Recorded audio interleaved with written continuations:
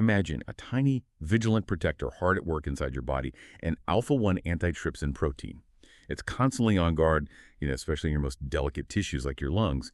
It's like a microscopic security guard sweeping up destructive enzymes to keep your tissues safe from everyday wear and tear and inflammation. But what happens when that protector isn't quite right, or maybe there just isn't enough of it? What if a single tiny typo in your genetic code could trigger this whole cascade of effects throughout your entire body, quietly impacting major organs like your lungs and liver? Okay, let's unpack this. Today, we're diving deep into alpha-1 antitrypsin deficiency, or AATD for short. We're focusing on a specific genetic variant, what's known as the Z allele, and it's a surprising and often debated role in human health. Yeah, what's truly fascinating here, I think, is how such a subtle genetic alteration, this single change called the E342K mutation in the SERPINA1 gene, how that can lead to such a wide and frankly often perplexing spectrum of clinical outcomes. We've pulled together a really robust collection of PubMed sources for this deep dive. It covers decades of research on ATD, the SERPINA1 gene itself, that Z allele you mentioned, which you might also see identified as RS28929474, and particularly the nuances of the PIMZ genotype. Okay, so lots of scientific groundwork here. Exactly. And our mission, really, is to synthesize all these findings for you. We want to move from the intricate molecular mechanisms that, cause the problem in the first place, right through to the ongoing scientific debates around disease risks, especially for those individuals who carry just one copy of the Z allele, that PIMZ group. We want to help you connect this information to the bigger picture, like precision medicine, and maybe understand why digging into your genetic predispositions and the subtle variations within them matters so profoundly. Right, it's not just about having a gene, but which version and how many copies. Precisely. And just so you know, all our insights today are drawn directly and strictly from these comprehensive PubMed results. So we're committed to presenting all the findings and the ongoing debates without, injecting any bias, just the science as reported. All right, sounds good.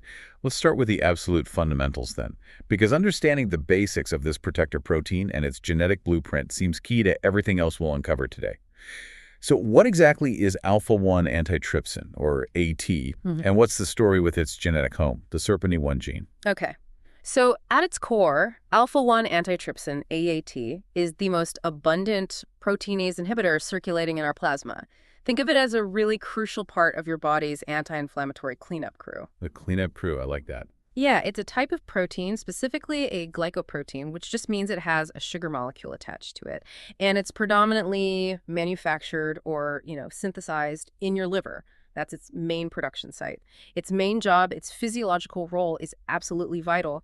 It acts as a primary inhibitor of certain destructive enzymes, most notably proteinase 3, PR3, and neutrophil elastase. Okay, those sound potentially nasty. Well, they have a role, but you need to keep them in check. They're actually released by your immune cells, like neutrophils, especially during periods of acute inflammation, when your body is fighting off an infection or dealing with an injury. So AT's job is to maintain homeostasis, that state of biological balance.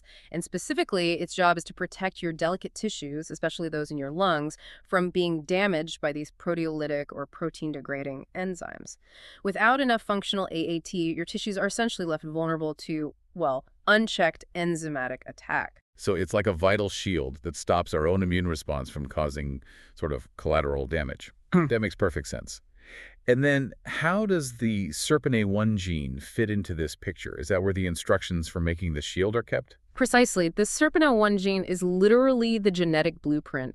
It's the specific set of instructions that tells your body how to manufacture alpha-1 antitrypsin. So when we talk about alpha-1 antitrypsin deficiency, or AAT, we're talking about an inherited genetic condition. It's directly caused by specific mutations or typos within this SERPINA1 gene. And is it common, or is this a rare thing? It's actually more common than many people realize for a genetic disorder. It's often described as the most common autosomal recessive genetic disorder in Northern Europe. Autosomal recessive means you typically need to inherit 2 copies of the mutated gene, one from each parent, to show severe symptoms, though it's certainly not considered rare globally either. These mutations in SERPINA1 lead to either significantly reduced levels of AT circulating in your bloodstream or a reduced ability of the protein itself to function correctly. Sometimes it's both. A double whammy. Yeah. This deficiency then predisposes individuals to a whole range of diseases, particularly affecting the lungs and liver. Fundamentally, AATD is considered a disorder of proteostasis-mediated protein folding and trafficking pathways. Whoa, okay, that's a mouthful. It is a mouthful, but it simply means there's a fundamental problem with the entire system that creates, shapes, and transports this essential protein inside your cells. Like, the whole production line is faulty. And the severity of this problem can vary widely. Severe deficiency phenotypes, like PZZ, that's where an individual has two copies of the most problematic Z mutation, can unfortunately even be fatal without the right medical intervention. That really brings us directly to what's at the heart of our deep dive today, that Z allele. We've heard it's just a single letter change in the DNA, but it sounds like it has profound, really far-reaching implications. Can you walk us through the molecular story of this specific mutation, the one often called E342K? How does one tiny change lead to such a big problem? This is where the biology gets really granular and honestly quite fascinating. The common severe Z mutation, often referred to as the Z variant, is indeed caused by an incredibly tiny yet critically impactful single amino acid substitution. So imagine the AAT protein as a long chain of building blocks, amino acids. At position 342 in this chain, a specific building block called glutamic acid, which we abbreviate E, gets swapped out for a different one called lysine, abbreviated K. So it's named GLU342 ally's, or E342K. E342K. Got it. This very specific single-point mutation is also identified by a more technical name in genetics, the single nucleotide polymorphism, or SNP, identifier RS289299474. But what's absolutely crucial to grasp here is that this G to A point mutation, meaning one single DNA letter changes from a G to an A in the gene. This is the most frequent genetic alteration globally that leads to severe AATD. Wow, so it's literally a single typo in the genetic code that leads to this entire cascade of problems. But how? How does that single change at position 342 cause so much trouble? Right. What's the precise molecular mechanism? How does one small change create such widespread dysfunction? Yeah, it's all about how the protein folds and maintains its shape. Think of the AAT protein as a tiny, intricate piece of origami, right? It's designed to fold into a very specific 3D shape to do its job effectively. The E342K mutation critically messes with the protein's overall structural dynamics. It introduces a fundamental flaw, it makes it kinetically unstable, and enhances its metastability. Okay, more technical terms. Right. What does that mean in simpler terms? It basically means it's much more prone to falling apart or changing its shape incorrectly. It's less stable, more wobbly. That original glutamic acid at position 342 is located in what the papers call a strategic position for the protein to fold correctly. It's like a key hinge. When it's replaced by lysine, the mutant ZAAT protein misfolds. Instead of folding correctly into its functional shape, it tends to self-associate, meaning it starts sticking to other misfolded ZAT proteins, and when they stick together, they form these ordered clumps or polymers. Polymers. So these are like sticky misfolded proteins that just clump up together. That paints a pretty clear picture. Exactly. These pathogenic polymers are then retained, they get trapped, within a specific compartment inside your liver cells. This compartment is called the endoplasmic reticulum, or ER. They're basically stuck there, unable to be properly secreted out into your bloodstream where they're desperately needed to protect your lungs. This retention process is often referred to as a folding block. A folding block, okay. Now, this accumulation of misfolded protein inside the liver cells isn't harmless. It doesn't just sit there quietly. It actually leads to what scientists call gain-of-function liver proteotoxicity. Essentially, the accumulating polymers don't just take up space, they become toxic to the liver cells themselves, actively causing damage over time. Okay, that mechanism explains the liver problems really beautifully. It's the protein accumulating in the liver that causes the damage. But you also mentioned lung problems. How does this retention in the liver affect the lungs? That seems like a bit of a paradox. That's the dual and often devastating consequence of this single mutation. It's really two sides of the same coin. While the misfolded protein causes damage by accumulating in the liver, that's the gain-of-function toxicity, its retention there also means it's not getting out into your bloodstream in sufficient quantities. Ah, I see. So for individuals who are homozygous for the Z allele, meaning they have two copies of it, PiZZ, this results in a profoundly decreased level of AAT in their serum. We're talking sometimes a reduction of greater than 85%. In severe cases, it can lead to an almost complete absence of the functional protein circulating in the blood. Wow, 85% reduction is huge. It's massive. And this severe lack of circulating AAT then leads to a critical loss of antiproteinase protection in the lungs. Remember those destructive enzymes like neutrophil elastase that AAT is supposed to neutralize? Without enough AAT circulating, they can just run rampant, damaging the delicate lung tissue day after day. And this predisposes individuals to emphysema, which is a severe, irreversible form of lung disease. So the very same core problem, protein misfolding and retention, leads to both liver disease due to accumulation and lung disease due to a critical deficiency in circulation. It's a truly clever, if devastating, trick of biology. That's quite a biological punch. A two-pronged attack from one faulty gene. But if we understand how it misfolds and clumps together like that, has there been any research into maybe stopping that polymerization? Can we prevent those misfolded proteins from causing all this trouble? That feels like a direct pathway to treatment, doesn't it? Absolutely. And that's a very active and, I think, promising area of research right now. Scientists are exploring various mechanisms to either prevent this polymerization or at least mitigate its harmful effects. For example, studies have looked at using small molecule peptides and specific 6-mer peptides. These are just tiny protein fragments. These have shown promise in lab settings in vitro because they can selectively anneal or stick to a specific misfolded shape of the AAT protein. They effectively block it from clumping up with other misfolded proteins. Like tiny molecular wedges getting in the way. Exactly. That's a great way to think about it. They prevent the misfolded proteins from sticking together. Other research has focused on boosting the cell's own natural cleanup crews. For instance, a protein called ubiquitin ligase GP78 has been shown to increase the solubility of the Z variant, and it facilitates its degradation, essentially helping the cell break down and dispose of the misfolded proteins more efficiently before they cause too much harm. So helping the cell take out its own trash. Precisely. And another key cellular pathway involved is called chaperone-mediated autophagy, or CMA. Studies indicate that CMA actively degrades the Z variant of AAT, which helps alleviate the stress on the cell. Conversely, if you suppress CMA, the accumulation of the Z variant actually worsens, which strongly suggests CMA is a vital natural defense mechanism against this. Furthermore, scientists have even identified certain thermostable mutations within the AAT protein itself that make it less prone to misfolding, and they've developed something called an intrabody, which is a type of antibody designed to work inside the cell. This intrabody can either correct the secretion defect, helping the protein get out, or prevent this harmful intracellular polymerization in the first place. These all represent really exciting potential therapeutic avenues for the future, aiming to tackle the problem right at its molecular root. That's incredible. Literally targeting the folding process itself, or helping the cell clean up the mess. So armed with that fundamental molecular understanding, let's zoom out a bit. Let's connect the genetics to what we actually observe in people. This brings us to the genotype-phenotype connection, specifically distinguishing between individuals with the PiMZ and PiZZ genotypes. Can you lay out how these different genetic makeups tend to manifest in terms of health risks? Certainly. And understanding these different genotypes is absolutely crucial because they lead to vastly different clinical pictures. It's almost like different chapters in a medical story, depending on your genes. Let's map out 3 main scenarios, starting with the baseline for comparison, the most common type.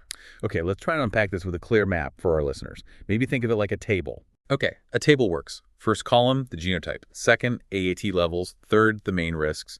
And fourth, some examples of associated diseases. So first up, we have PiMM. This represents the normal, healthy genotype. Most people have this. For these individuals, AAT serum levels are perfectly normal. We're talking about an average of around, say, 147.7 milligrams per deciliter, with a typical healthy range from roughly 89 up to 296 milli-GDL.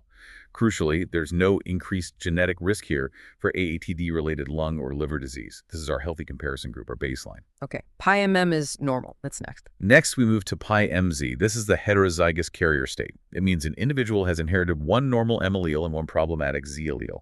Their AAT serum levels show what we call an intermediate deficiency.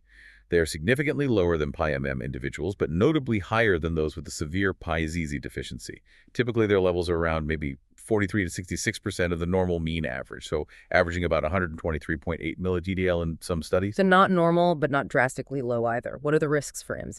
Right. For PiMZ individuals, the main clinical risks are generally seen as an increased risk for lung disease, including conditions like COPD and emphysema, and this risk is particularly amplified if they smoke. That interaction is key. There's also a debated but often reported increased risk for liver disease, such as cirrhosis and liver fibrosis. Some studies suggest potential associations with other systemic inflammatory conditions, which we can touch on later. But it's fascinating to note some research even indicates a possible positive role in longevity for heterozygosity, suggesting a really complex interplay. So it's not all bad, perhaps. Longevity. That's unexpected. It is, and needs more research. But generally, for PIMZ, you might see conditions like COPD, emphysema, maybe a predisposition to liver cirrhosis, or faster progression of non-alcoholic fatty liver disease, NAFLD, and bronchiectasis potentially being associated. Okay, and the last one, PIZZ. Finally, there's PIZZ. This represents the homozygous deficiency. These individuals have inherited 2 copies of the problematic Z allele.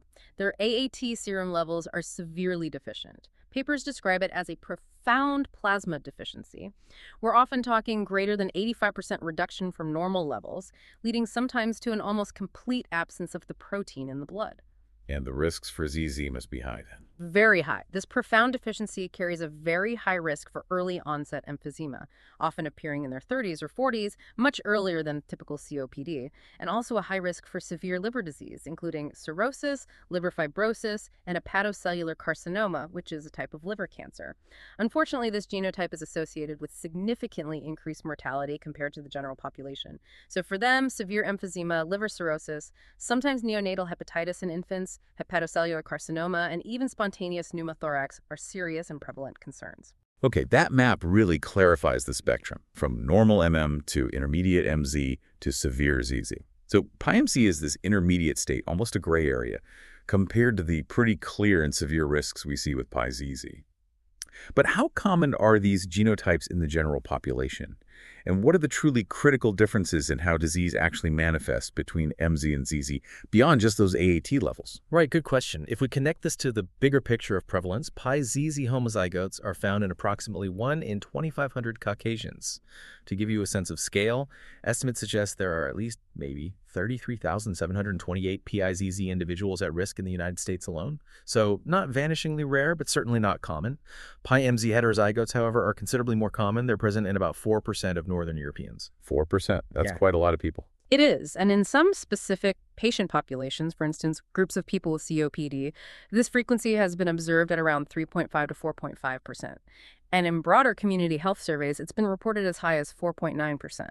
So you can see PIMZ is far more prevalent than PIZZ, which makes its potential impact on public health quite significant, even if the individual risk is lower than for ZZ. Okay, that makes sense. More common, but maybe less severe on average. Now, regarding disease manifestation and the underlying mechanisms, the distinction between PIMZ and PIZZ is absolutely critical.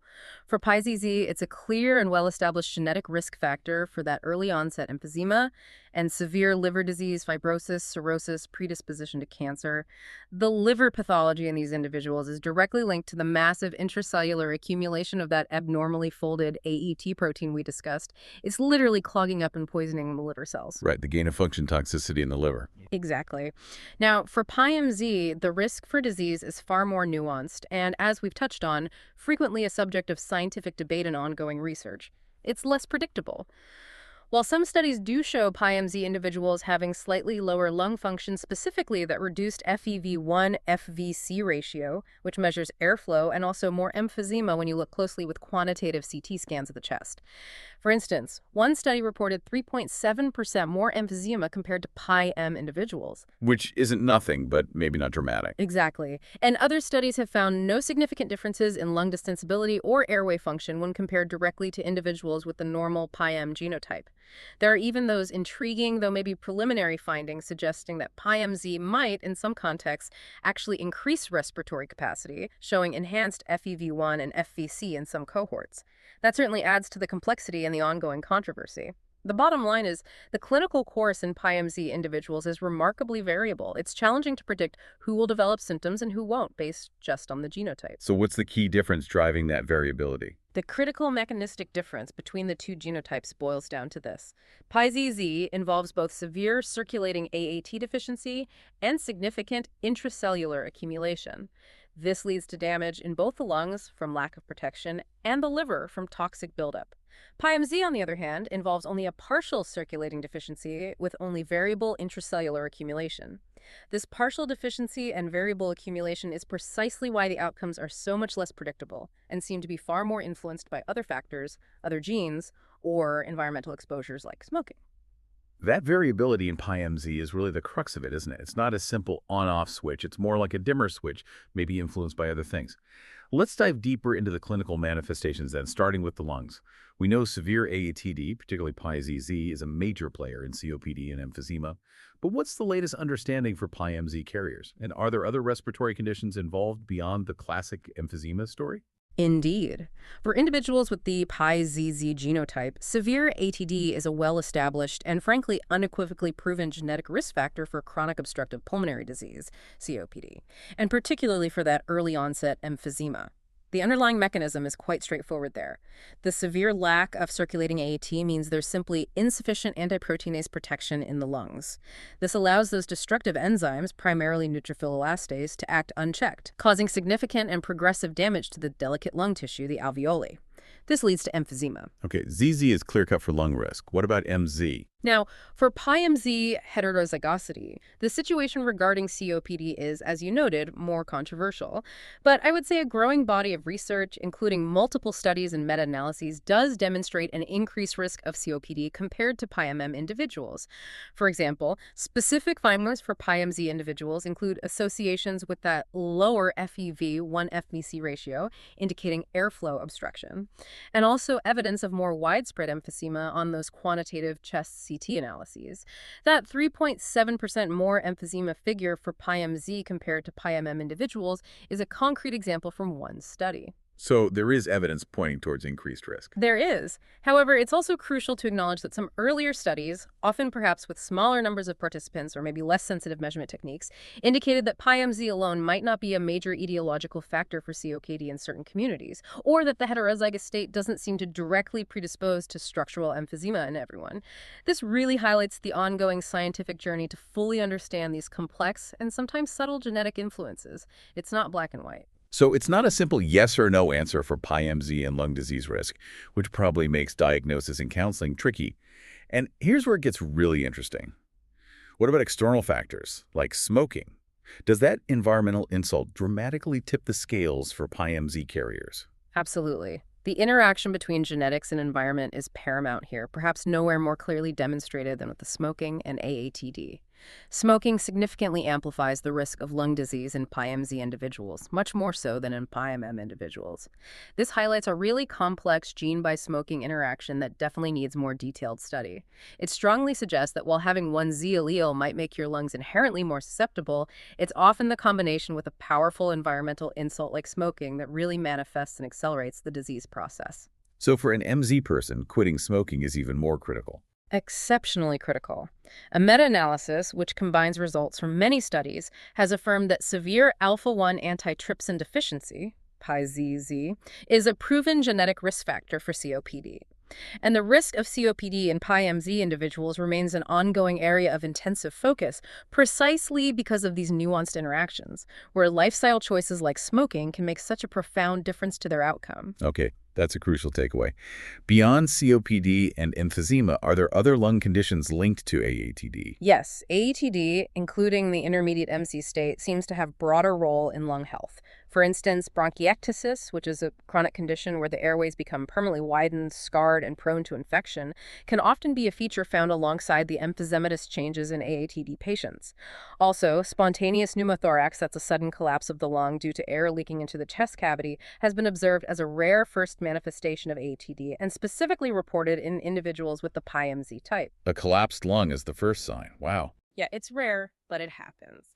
And intriguingly, studies have also found significantly increased frequencies of intermediate AAT deficiency, including both PIMZ and PIMS types, in patients with atopic bronchial disease, like asthma. It's even been suggested by some researchers that the PIMZ heterozygous state should perhaps be considered when a young person diagnosed with chronic asthma isn't responding well to standard bronchodilator treatments. It points to a potential underlying genetic susceptibility that might be impacting their treatment response or disease severity. This broader association really points to AAT's protective role in generalized inflammation across the entire respiratory system, not just against emphysema. So a gene variant initially tied primarily to lung destruction like emphysema turns out to be part of a much bigger bigger inflammatory picture in the lungs, potentially influencing how other conditions like asthma present or respond to treatment. It's a huge point. Right. Now, let's pivot from the lungs to the other major organ system heavily affected by AATD, the liver. How does AATD affect the liver, and what are the key differences between PIMZ and PIZZ in this context, especially when we talk about serious outcomes like cirrhosis and even liver cancer? Right. The liver involvement in ATD is a direct consequence of that misfolding and retention mechanism we detailed earlier. The protein getting stuck inside the liver cells. Specifically, AATD, particularly the severe PIZZ phenotype, is strongly associated with liver disease. And that's because of the inappropriate intracellular accumulation of those misfolded ZAET protein polymers within the endoplasmic reticulum, that internal network inside the liver cells, the hepatocytes. This accumulation isn't just a benign storage issue, it's an active risk factor for the development of end-stage liver disease. This is characterized by progressive fibrosis, which is essentially scarring of the liver. Like scar tissue building up. Exactly. Leading eventually to cirrhosis, which is severe irreversible scarring that disrupts liver function. And it also creates a predisposition to hepatocellular carcinoma, a common type of liver cancer. Morphologically, doctors can actually see these accumulating polymers under a microscope. They show up as hepatic inclusion bodies, specific abnormal clumps that stain positive with PAS stain and are resistant to diastase digestion. These serve as clear morphological markers for the presence of the Z allele. These globules have been found in liver tissue specimens from PIMZ, PISZ, and PIZ phenotypes, with larger globules typically bigger than 3 microns, specifically noted in carriers of the PIZ allele. So the liver damage is a classic gain-of-function problem, the abnormal protein building up and actively hurting the cells from the inside. What about cirrhosis specifically? How do the different genotypes, MZ versus ZZ, stack up in terms of risk for this severe scarring? For PIZZ, it's a very well-known and common genetic cause of liver disease, especially in children. And tragically, it can lead to fatal hepatic cirrhosis in some cases. Estimates suggest that maybe 10–15% of homozygous ZZ individuals may develop liver fibrosis that progresses towards cirrhosis. For severe cases, orthotopic liver transplantation, a full liver transplant, is a known and often life-saving treatment option. The liver damage in PIZZ can be severe and direct, often progressing relatively quickly, especially in childhood onset cases. Okay, so ZZ has a clear, significant liver risk. What about MZ again? Is it the same story of controversy? It is, once again, quite controversial and actively debated in the scientific community when it comes to PIMZ and the risk of chronic liver disease or cirrhosis. Some studies do indicate an increased prevalence of the PIMZ genotype in patients who already have severe liver disease compared to control populations. This suggests that carrying one Z allele might increase the risk of chronic liver failure in adults. However, other research suggests a more debated association, or maybe it only presents with transient abnormal liver enzymes, meaning the liver tests might be slightly off sometimes, but without necessarily leading to severe progressive disease in everyone. So maybe it makes the liver more vulnerable. That seems to be the emerging picture. Recent findings add another important layer. The heterozygous PIMZ variant has been shown to increase the risk of developing hepatic events, which are significant liver problems like worsening fibrosis or liver failure in patients who already have non-alcoholic fatty liver disease, or NAFD. This suggests it might act as a risk amplifier, making things worse when other liver stressors like fatty liver disease are already present. And just like with lung disease, environmental factors play a role too. Alcohol consumption has also been shown to influence liver-related parameters and potentially worsen outcomes in individuals with heterozygous AAT mutations.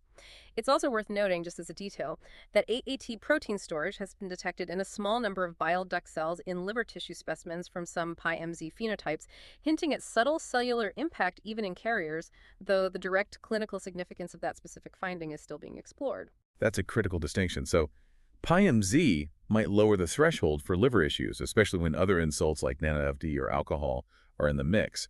But it's not the almost guaranteed severe disease pathway we sometimes see with PIZZ. What about the really scary outcome?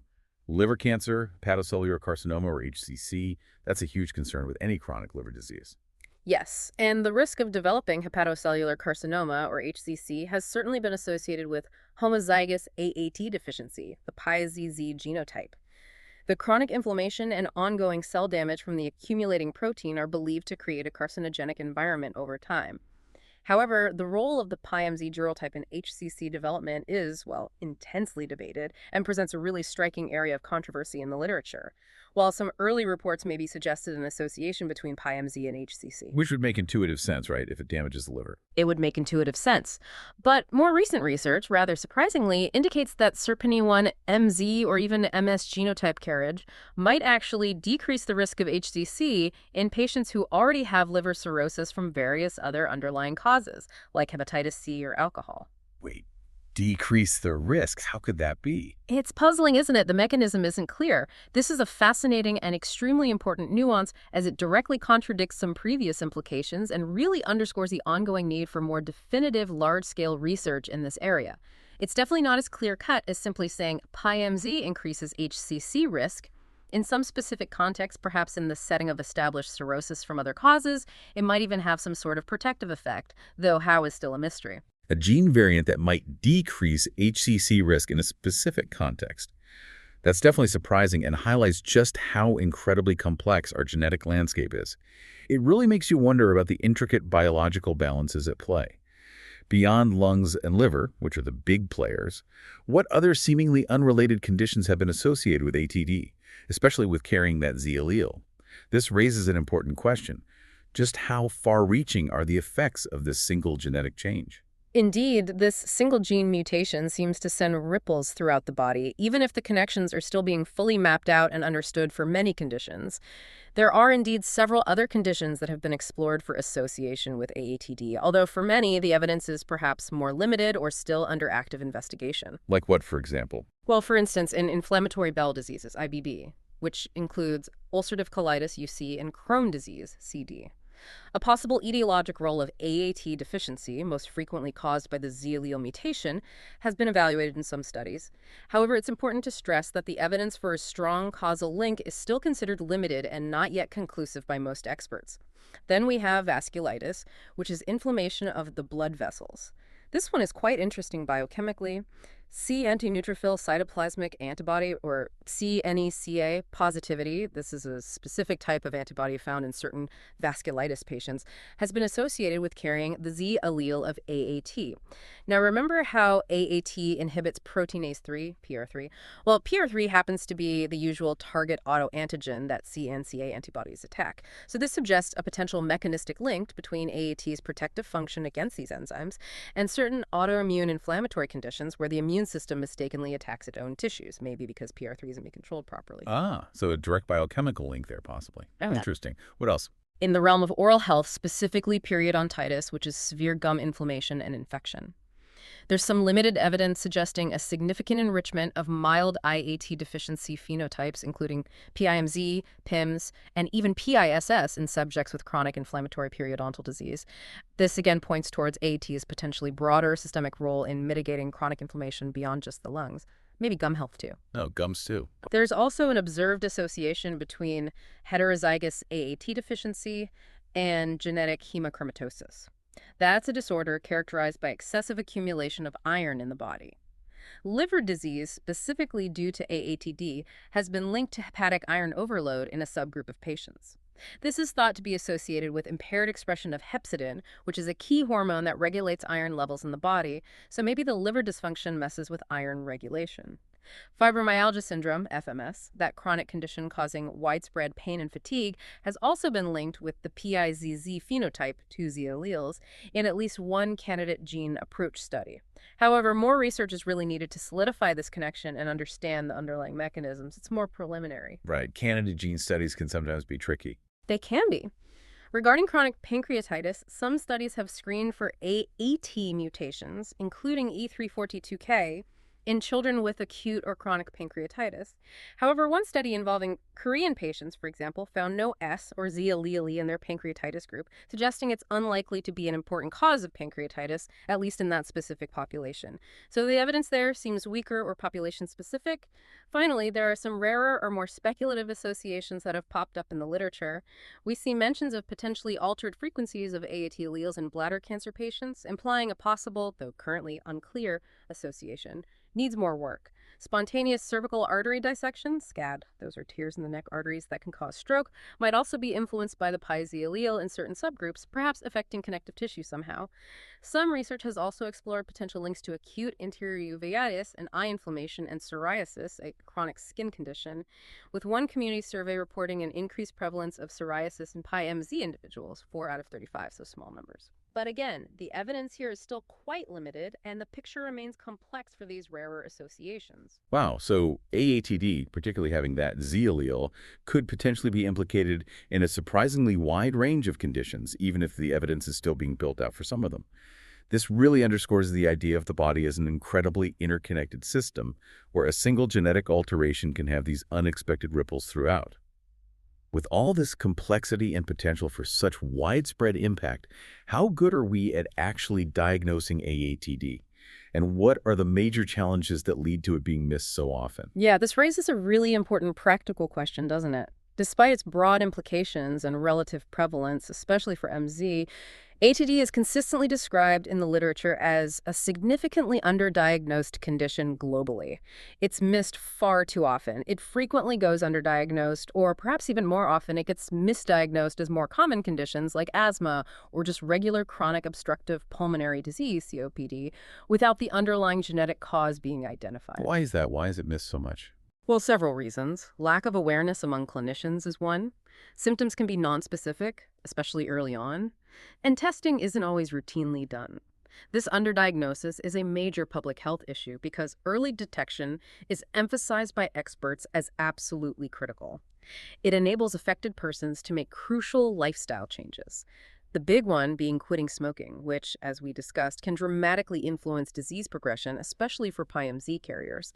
And just as importantly, early diagnosis allows them to receive appropriate and timely medical care, surveillance, and counseling, which can significantly impact their long-term health and quality of life. So it's missed a lot, even with all these potential downstream effects we've talked about.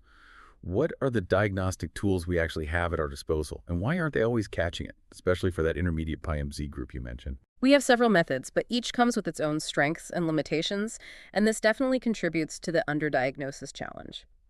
The most common initial test is simply the measurement of serum AAT concentration in the blood, often performed using techniques like nephelometry. While this can readily identify severe deficiencies like PyZZ, where the levels are profoundly low, these quantitative methods can vary quite a bit in their ability to detect different phenotypes. And they are specifically noted in studies as being less sensitive in detecting intermediate deficiencies like PyMZ and PyMS. Why less sensitive for the intermediate ones? It's sometimes due to issues with how the normal or reference ranges are set. The overlap between low normal levels and typical MZ levels can be significant. Some papers mention inappropriate reference values being used, making it harder to confidently spot a deficiency that isn't profound. Okay, so just measuring levels isn't foolproof, especially for MZ. Yeah. What else? Then there's isoelectric focusing, IEF. This is a more specialized laboratory technique, a phenotyping method, routinely used for diagnosing AP deficiency. It's quite good because it directly looks at the protein itself and separates the different forms, the different variants of the AAT protein that correspond to the M, S, V, P, and Z alleles based on their electrical charge. It can even differentiate some subtle M subtypes, giving a more precise picture of which actual protein variants are present. So that's looking at the protein itself, not just the amount. Exactly. And increasingly important, especially for definitive diagnosis and for reliably identifying carriers, is DNA analysis or genotyping, looking directly at the SERPINA1 gene. Molecular methods like polymerase chain reaction, or PCR, and rapid real-time PCR are commonly used for directly detecting the specific DNA changes for the Z and S alleles. These can be done from various samples, including dried blood spots collected on filter paper, which is very convenient for screening.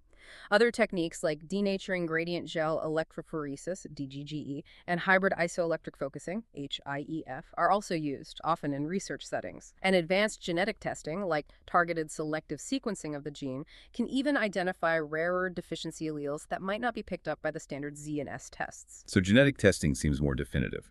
It can be, especially for identifying carriers or confirming ambiguous protein results. It's particularly useful in situations where phenotyping might be confounded, for example, in patients who have recently received blood transfusions, as the transfused blood would contain the donor's AT protein. It's also been noted that some false negatives in newer rapid screening assays, like some lateral flow tests designed for quick screening, were in fact heterozygous PMZ samples. They were missed by the rapid test. This really highlights why genetic testing is often more accurate and crucial for reliably identifying carriers. So relying solely on AAT levels might miss a lot of PIMZ individuals because their levels aren't always severely low. That really argues for more widespread genetic testing, or at least a multi-pronged approach, using both levels and maybe phenotyping or genotyping. What about broader screening programs then? Are they effective? And are we actually doing enough of them given the underdiagnosis rates? That's precisely the challenge and the ongoing discussion. Yes, screening programs are strongly recommended by major health organizations and expert bodies, especially recommended for patients with established COPD, particularly early onset or severe COPD, and also for those with unexplained chronic liver disease. Screening is also being advocated for more broadly in primary care settings, precisely because of this high rate of underdiagnosis across the board. Pilot studies and feasibility studies have demonstrated the effectiveness of targeted screening programs. For example, using dried capillary blood samples, just a simple finger prick collected in doctors' offices or clinics. These programs can yield important findings, such as identifying carriers of at least one PiZ allele, which, as we've discussed, is considered a significant risk factor for liver disease and can increase lung disease risk, especially with smoking. The overarching goal among experts is to introduce standards of best medical practice for AATD patients globally, and these comprehensive screening efforts are seen as a fundamental part of that strategy to ensure earlier identification, proper counseling, and appropriate intervention, allowing for proactive health management instead of reactive treatment after damage is done. It sounds like we have the sophisticated tools, protein levels, phenotyping, genotyping, but maybe we're not deploying them widely or consistently enough, especially to catch those more ambiguous PIMZ cases before major problems develop.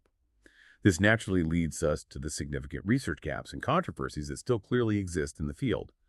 What are some of the biggest ongoing debates scientists and doctors are grappling with when it comes to AATD and the Z allele, particularly concerning these intermediate PIMZ carriers who are so common? This is where the nuanced understanding really comes into play and where more research is urgently needed.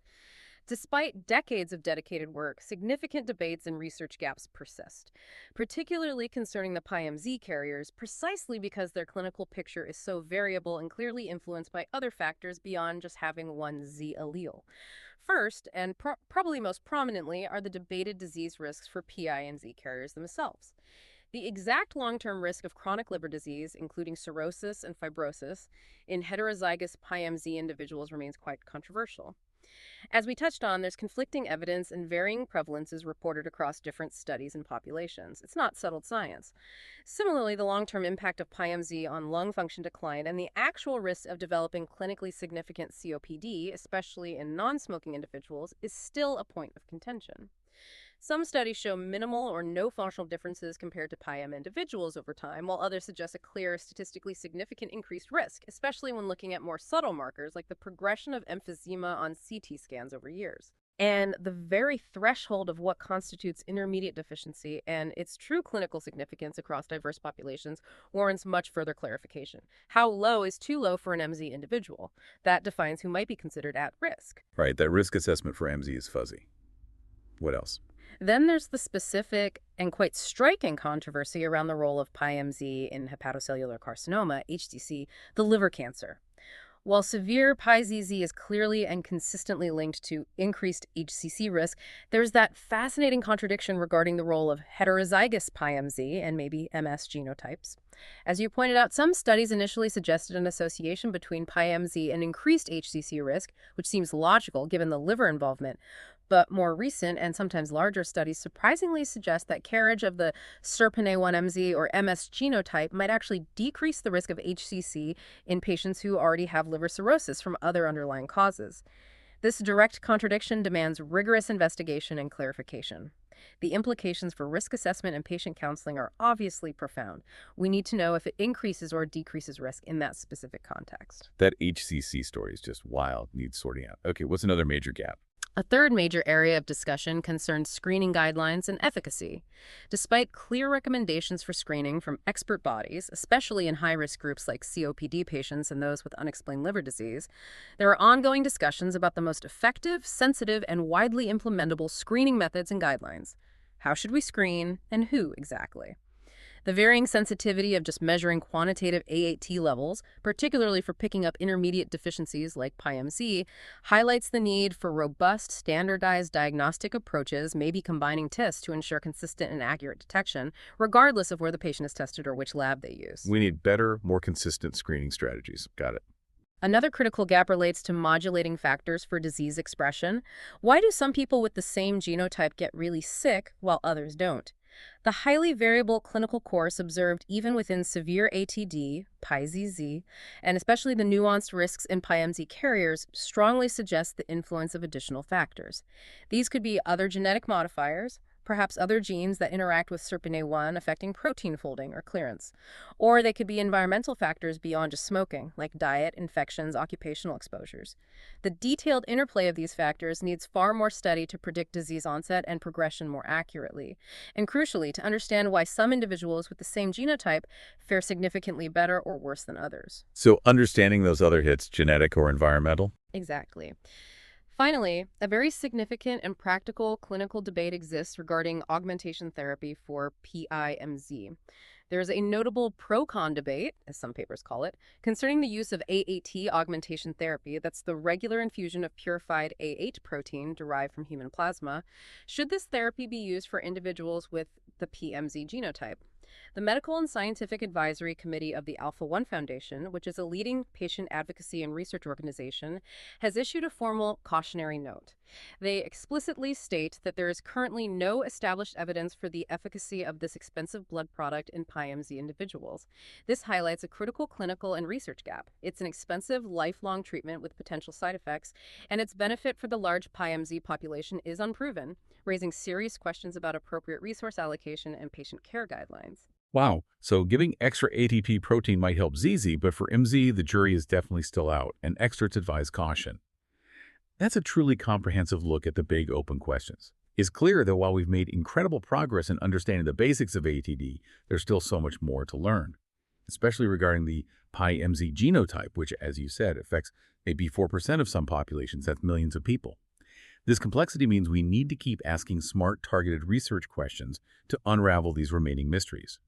Let's wrap up this part of our deep dive by maybe outlining some of those critical research questions that directly address these gaps, focusing perhaps on genetic epidemiology, studying populations, and translational medicine, which aims to turn lab discoveries into actual clinical treatments. Absolutely. Based on the myriad insights, and especially the controversies and gaps we've uncovered from these PubMed sources, here are some key questions that really warrant deeper, high-priority investigation in the coming years. First, thinking about genetic epidemiology, a crucial question is, what are the longitudinal population-based differences in the rate of lung function decline and the actual incidence of developing emphysema or COPD in PIMZ carriers compared directly to PIMM individuals? And critically, this needs to specifically account for various smoking histories, duration, intensity, quitting, and maybe other environmental factors over many years. This question aims to definitively clarify those debated lung risks for PIMZ carriers, moving beyond single snapshot studies to track individuals over long periods. It's about getting a much clearer, more reliable prognosis for these common carriers, especially non-smokers. Okay, so long-term tracking of lung health in MZ versus MM, accounting for smoking. Makes sense. What's next? Second, shifting to translational medicine, getting treatments from the lab to the clinic. We need to ask, can targeted small molecule therapies or perhaps newer gene editing approaches designed to prevent ZAT polymerization or enhance its degradation within liver cells, can these strategies actually demonstrate clinical efficacy in preventing or even reversing liver fibrosis and cirrhosis, not just in ZZ, but potentially in high-risk PIMZ individuals too? And alongside that, what are the optimal biomarkers, blood tests, or imaging we can use to monitor whether such interventions are actually working in patients? This builds directly on that promising laboratory research we discussed earlier about stopping protein clumps and boosting cellular cleanup. It's about pushing towards actual clinical applications for liver disease, which, even if less common or severe in MZ carriers overall, can still be a major health burden for some. Right. Can we translate those molecular fixes into real liver treatments? Good one. What else? Third, back to genetic epidemiology and public health, a really fundamental question is, Beyond the currently reported prevalence estimates, what is the true burden of underdiagnosed AATD, including both PIMZ and PIZZ in diverse global populations, not just Northern Europeans? And alongside that, how do various targeted screening strategies, maybe using different diagnostic algorithms like reflex testing, compare in terms of their cost effectiveness and their overall impact on achieving earlier disease management and improving long-term patient outcomes? This directly addresses that huge problem of underdiagnosis and the known limitations of current diagnostic approaches. It seeks to establish a truly effective and equitable public health strategy for identifying affected individuals worldwide before irreversible damage occurs. Finding the undiagnosed cases effectively and affordably. Crucial. Crucial. Number 4. Fourth, revisiting translational medicine but drilling down into the cell biology. A more mechanistic question is, how do the cell's own quality control pathways, things like autophagy, ER-associated degradation, ERA components, how do they specifically adapt or perhaps fail in PIMZ hepatocytes, the liver cells of carriers, when they're put under varying physiological stresses like a high-fat diet, alcohol, or concurrent infections? And crucially, can we potentially manipulate these pathways therapeutically, maybe boost autophagy to improve AAB secretion from the liver cell and reduce its toxic buildup, thereby preventing liver disease progression in susceptible MZ individuals? This gets into the nitty-gritty cell biology to understand precisely why some PIMZ individuals develop liver problems while others seem protected. Can we boost their cellular machinery to help them cope better? Understanding the cell's coping mechanisms and maybe helping them along. Okay, and maybe one more. And finally, perhaps a vital question bridging clinical epidemiology and personalized medicine is, what specific clinical characteristics, things like age, sex, BMI, and what comorbidities, other existing health conditions like diabetes or NAFLD, what combination of these factors best predicts which specific PIMZ individuals are most likely to progress to significant lung or liver disease? Answering this would enable much more precise risk stratification. It would allow us to identify the high-risk PIMZ carriers who would benefit most from closer monitoring, more aggressive preventative measures like absolute smoking cessation support, or perhaps enrollment in trials for novel therapies, rather than applying a less effective one-size-fits-all approach to everyone with the MZ genotype. Towards personalized risk prediction for MZ. That feels like the future. Okay, so we've taken a really extensive deep dive today into alpha-1 antitrypsin deficiency. We've explored how a single, seemingly small genetic change in the serpinolene gene, that Z allele, can lead to this profoundly complex story of protein misfolding, subsequent organ damage, and these widely varying clinical outcomes. We've seen the stark realities and significant risks for those with the severe PIZZ genotype, and we've really peeled back the layers of ongoing debate and scientific nuance surrounding the much more common PIMZ carrier state, from their often debated lung and liver risks to those intriguing, sometimes contradictory associations with other conditions like, surprisingly, maybe even certain types of cancer risk. Yeah, this deep dive truly raises, I think, an important, broader question for all of us. In this world of ever-increasing genetic knowledge, how do we responsibly balance the power we gain from identifying genetic predispositions with the immense complexities of individual variability, and with the profound, undeniable influence of lifestyle choices and environmental factors? Understanding conditions like AATD really underscores that our genetic blueprint is only one incredibly intricate piece of a much larger puzzle. It's constantly interacting with our environment, our choices, maybe even pure chance. The controversies and the research gaps we discussed today highlight the absolute ongoing need for nuanced research, for careful study design, and for critical thinking, not just within the scientific community, but crucially in how all of us interpret and apply health information, especially genetic information, in our daily lives. It's about striving for informed understanding, not just accumulating isolated facts or jumping to conclusions. That's a great point, being informed versus just having data. So, as you, our listener, reflect on this deep dive today, maybe consider this. If we can unravel such intricate connections between a single gene mutation and its far-reaching impact across multiple organ systems, affecting everything from our lungs and liver to potentially our blood vessels, or even our risk for other diseases, what other hidden biological stories are yet to be fully understood within our own bodies, just waiting for discovery through careful scientific investigation? We certainly hope this deep dive has provided you with a comprehensive and hopefully engaging shortcut to being well informed about alpha-1 antitrypsin deficiency and the complexities surrounding the Z allele. If you found this valuable, please share this deep dive with someone else who might find it interesting. As always, remain curious, keep asking questions, and check out more episodes of the deep dive for more shortcuts to being well informed on complex topics.